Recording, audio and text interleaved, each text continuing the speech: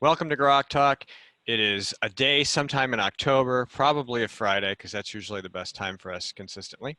And we're Unless it's Thursday. Unless it's Thursday, and then it's Friday on Thursday. And we're here to bring you some new news and information topics we've covered over the course of the week, anything that just popped up today, a little more detail, a little bit more personal, and we're going to talk about some of these issues. And we're going to start with Skip, because Mike's not here yet.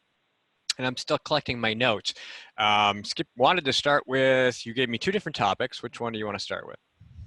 Let's do why evangelicals are probably still going to vote for Trump come November. Okay. And it's rather easy to see. I have a saying from Hillary Clinton saying that, in part, deeply held religious beliefs and societal norms must be changed. Now, if that isn't scary enough when combined with Obama's fundamental transformation of the country, yeah, that should serve as a flag. Because, you know, we bitter clingers to our Bibles basically will cling to that rather than some politician's notion of what's good for us. And while Trump's personal life, to which many on the left and a lot on the right have said, why are you supporting Trump given his abysmal personal morality?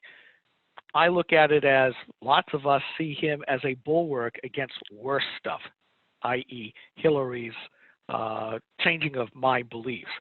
Now, Pete Buttigieg, because he's very judgmental. He is. Is basically, no, it wasn't him. It was the cultural name appropriator, Beto O'Rourke, yeah. Beto, who basically said that churches who continue in not believing in same-sex marriage should have their tax exemptions stripped. Now, we have a long history of having places of worship not being subjected to any kind of taxes because they are places of worship. There's been that question that comes up every once in a while, well, why are they different? Why shouldn't they be taxed, yada, yada, yada. But here's a case where, I mean, it really is a problem when you've got somebody running for president is literally saying that some local anti-discrimination ordinance should be able, or even a state law saying that, should be able to trump that of a constitutional value, which is the freedom of expression, otherwise known as freedom of religion. When government starts to play God and saying, this is what you're going to believe, this is what you're going to say, this is what you're going to kowtow to, just like China is now co-opting a lot of evangelical Protestant churches over in China, where they took down the 10 Commandments. And they said, well, you're going to replace them with the sayings and quotes of Premier Xi. This is Maoism all over again. This is setting Xi up as their own god in their communist regime. But you know, Beto seems to be completely unaware of what he's doing, just so he can pander to the LBGTQRSTUV group.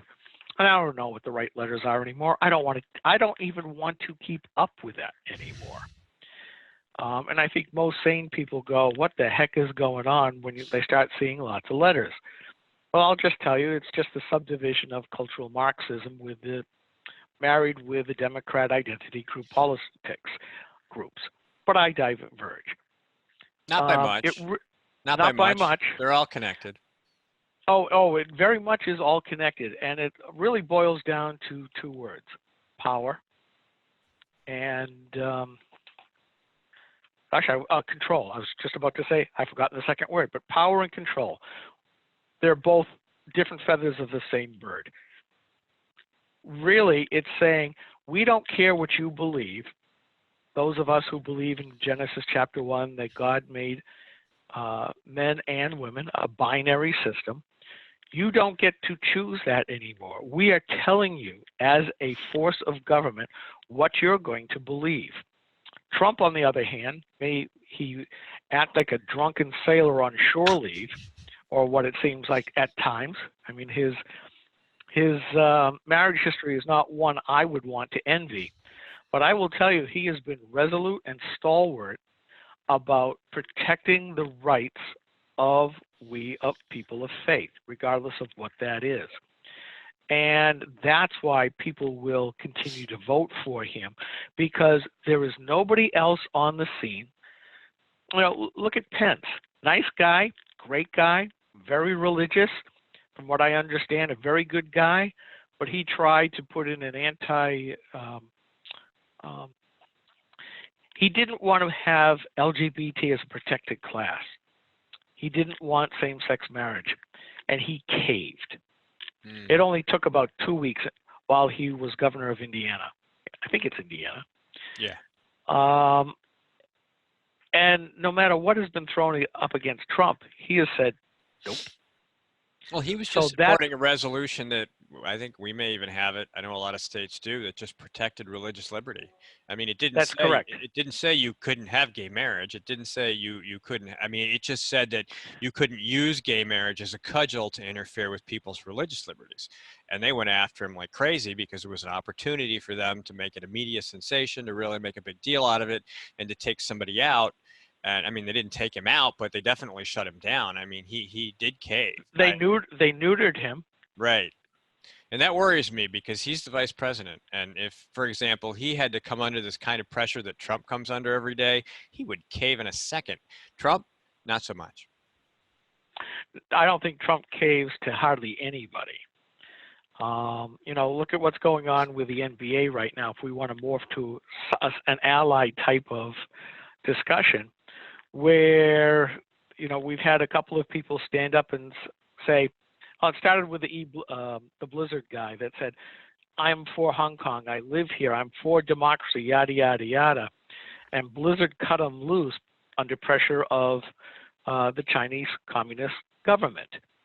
And then we had the NBA, where the general manager of the Houston Rockets stood up, I am for freedom, I am for democracy, I am with the Hong Kongers. And then the Chinese government spoke up, and the NBA immediately caved and fell on their knees in complete grovel mode, saying, oh, he didn't need that, and then the backlash started from folks like us. It's like the kneeling on the football field all over again. You're siding with the Chinese communists? Well, screw you, burn your NBA shirts and sneakers and everything else. And well, yes, thank you. I was going to say, wait a minute, what's wrong with my TV set here? Believe in something unless it upsets the Chinese government. Yes, that's right. Well, even the NFL hasn't gone that far yet, but certainly the NBA has.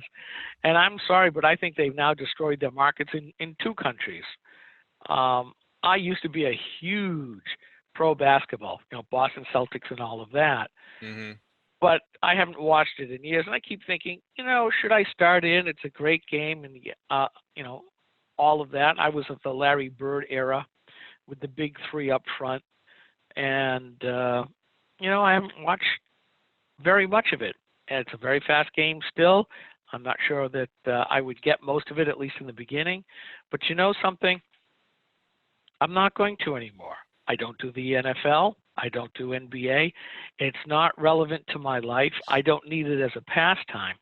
But I'll tell you, they just hurt themselves when they claim to be an American company, and they basically, you know, say we're putting profits over patriotism.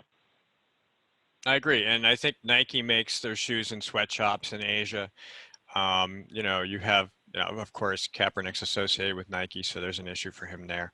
But back to your original point, which led us here, is that, you know, as a matter of religious liberty, Buttigieg and company, all of the Democrats, they're talking about not just infringing on your religious beliefs, they're talking about infringing on all your beliefs, including your belief in your right to free speech, your belief in the right to free association, your belief in the right to choose what you read, where you go, how you spend your money. I mean, people really need to understand that when they say that they want to define your belief systems and your faith systems, they mean all of them. They're not just talking about one. And I, repeatedly try to bring this up to people. I said, look, this is how they are to the core. They're not just talking about whether or not you can drive a car, you have to walk, or you need to ride a bike. We're talking about everything from your diet to the electricity that you use, to the words you can say and how you address people. I mean, this is very totalitarian,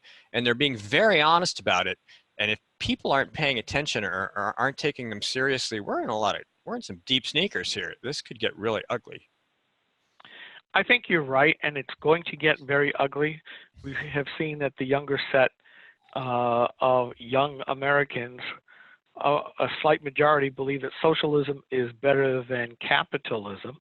The problem is that capitalism is merely an economic system. It is not a governmental system. It only survives when there's freedom.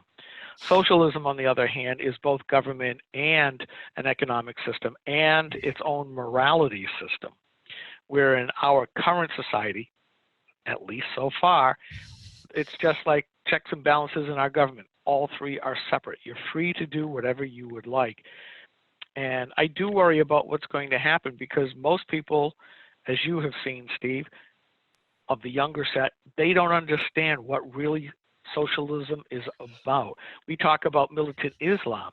You and I know what that is about. We know what political Islam is about, where they control literally everything. This is just the same thing from another part of the left, and they're not admitting to it. They'll say, this is what we want to do, but nobody challenges them on the left. The media is giving them a free pass. None of them are saying, oh, wait a minute here. There's this thing called the Constitution.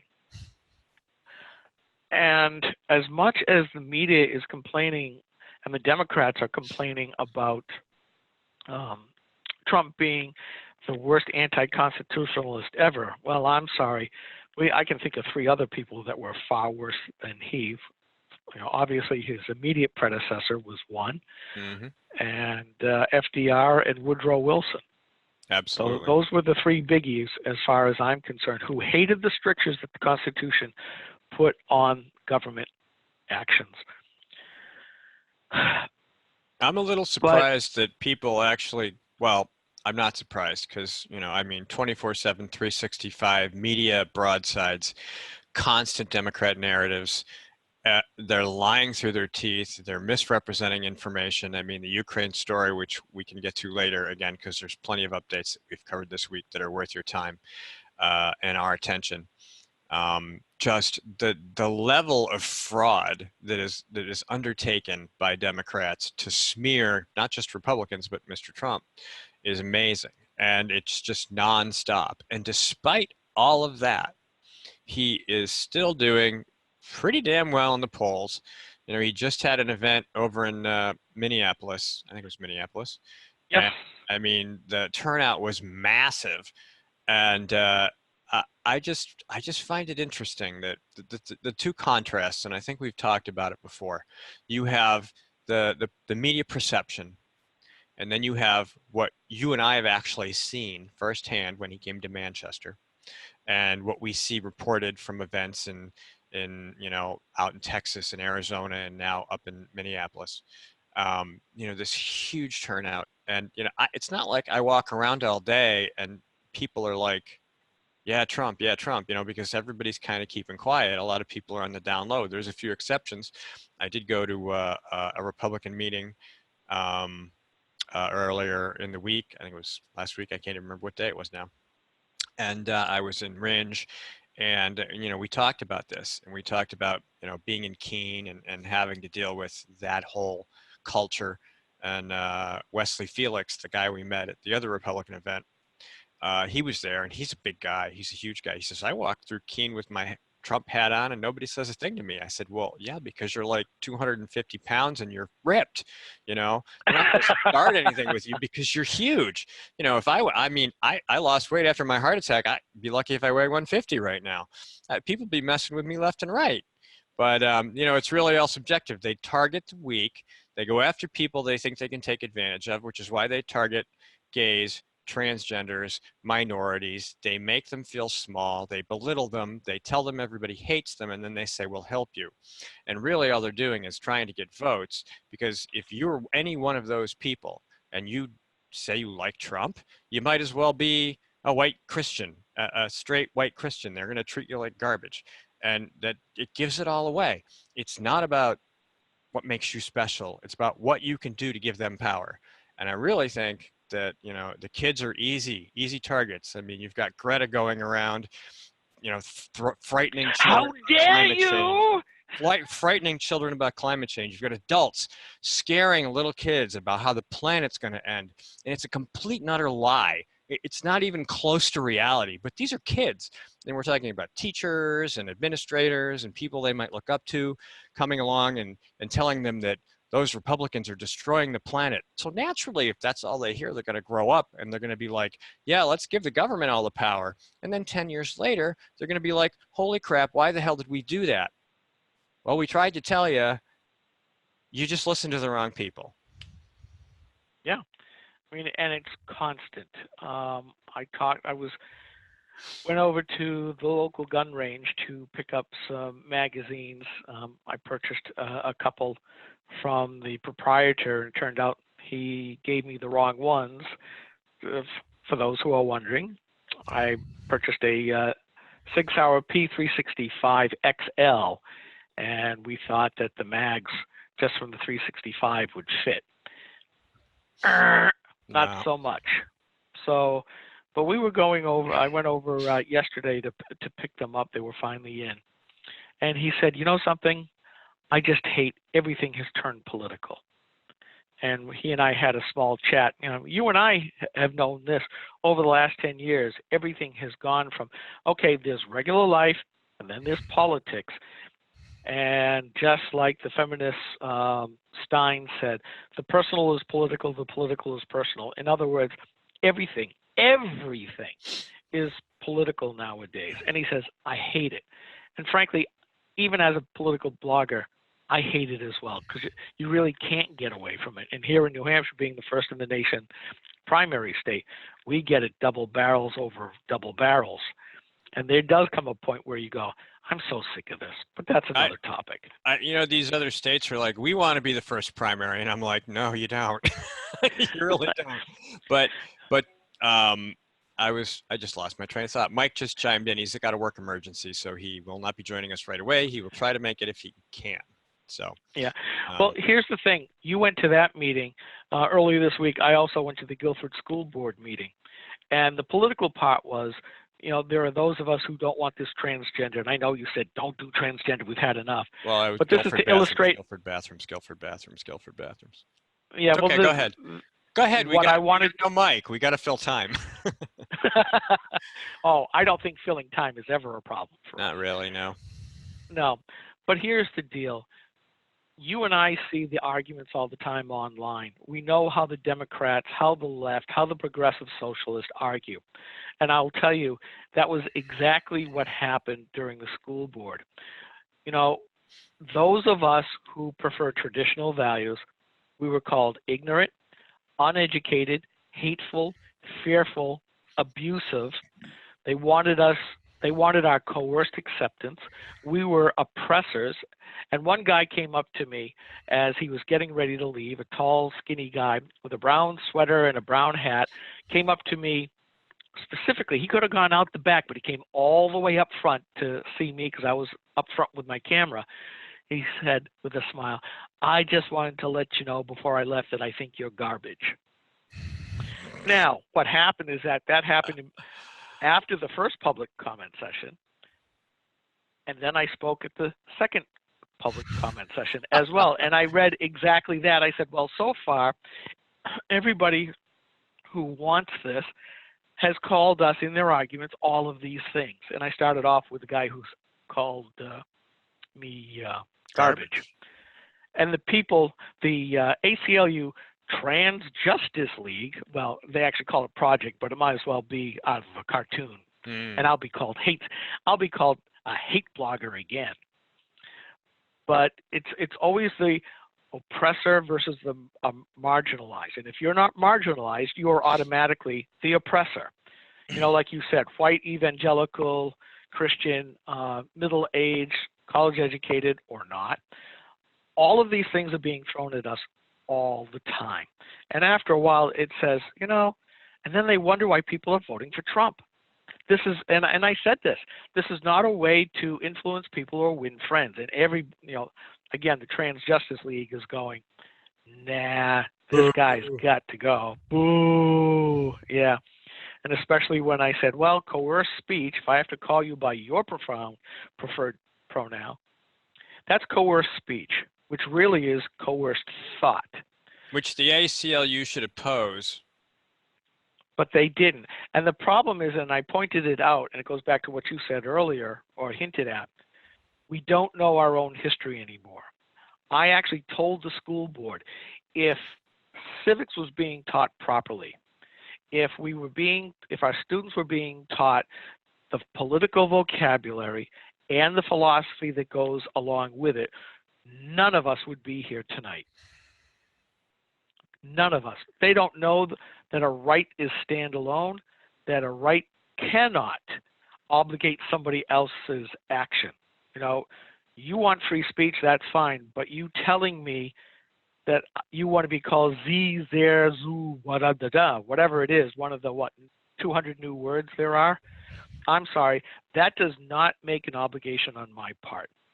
But that's always the way it is, no matter what the topic is, that's their modus operandi. And that was the point I was trying to make. Well, it's a good point because, to the beginning of your comment there, you were talking about how everything's suddenly politicized. Now, back a few decades ago, the only topics you really needed to avoid might be God and abortion, and everything else was pretty much safe. You could talk about anything else. You could tell off-color jokes. You could be funny with people regardless of their race or their age or their sex, and you just can't do that now. And we're at the point where if you say the wrong pronoun in the wrong state, you could get fined and jailed. So we've come pretty far down in the last few decades from where we were, and it's kind of sucks. It's scary, but can you imagine? I mean, even then, we still are where we are. We can still have this conversation. We can still do this podcast. But, in the same amount of time, well, significantly less time, if things keep going the way they are, that's not going to be possible because they're going to make this illegal. They're going to make it impossible for us to do it. Now, I know the Supreme Court continues to be in a position where they will support free speech. They've been very good. All the justices have been very strong on speech, but not everybody's going to take a case all the way to the Supreme Court, and it could take years. And in the meantime, you're pretty much, strung up and caught in legal bills, and that's the whole point. It's lawfare. They just want to destroy you, and they'll do it any way they can. And it starts with something as simple as using the wrong pronoun. Now, what the hell kind of world is that? I don't know why children don't understand, especially teenagers who want to say whatever the hell comes into their head and let it come out their mouth.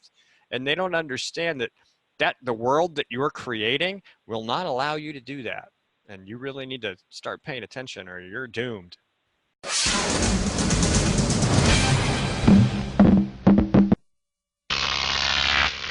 GrokTV.